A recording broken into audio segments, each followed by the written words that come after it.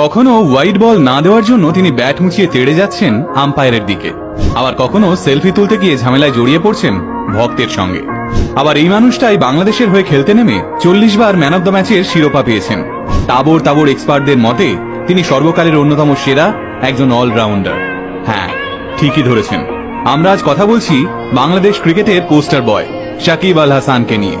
কথায় কথায় মাথা গরম করে ফেলা এই মানুষটা কিভাবে হয়ে উঠলেন বাংলাদেশের সর্বশ্রেষ্ঠ অলরাউন্ডার, আসুন আজকের ভিডিওতে সেই কথাই জেনে নিই। বরং বাংলাদেশের হয়ে ক্রিকেট খেলার সময় তো তিনি খবরের শিরোনামে থাকেনি, কিন্তু যখন তাকে 1 বছরের জন্য ক্রিকেট থেকে ব্যান করে দেওয়া হয়েছিল সেই সময়েও মিডিয়া তাকে নিয়েই মেতে থাকত।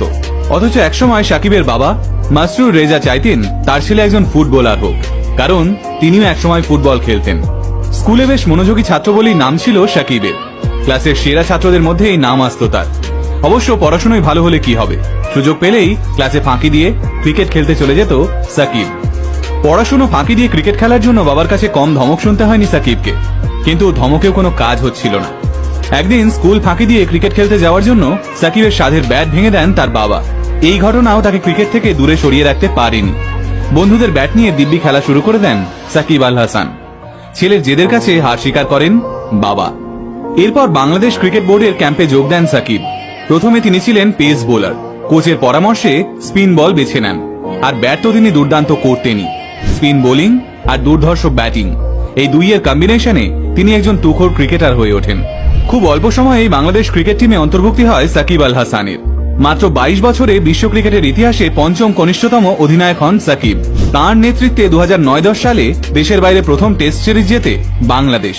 বলা যায় সাকিব আল হাসান আসার পর থেকেই বাংলাদেশ ক্রিকেটের আমূল পরিবর্তন হয়।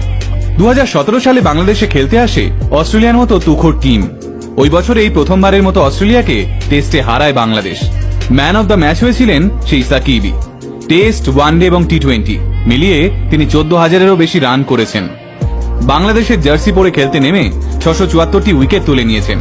তার এই চোখ ধাঁধানো পরিসংখ্যানের থেকেও জানিয়ে বেশি আলোচনা হয় তা হলো তার আগ্রাসন। দেওয়ালে পিঠ ঠেকে যাওয়া একটা দলকে কিভাবে লড়াই করতে হয় তা শিখিয়েছিলেন সাকিব আল হাসান। বাংলাদেশের হয়ে পৃথিবীর নানা প্রান্তে দেশের পতাকা উঁচিয়ে ধরেন যিনি, তিনিই তো সাকিব আল হাসান। বাংলাদেশে 16 কোটি মানুষ এখনো বিশ্বাস করেন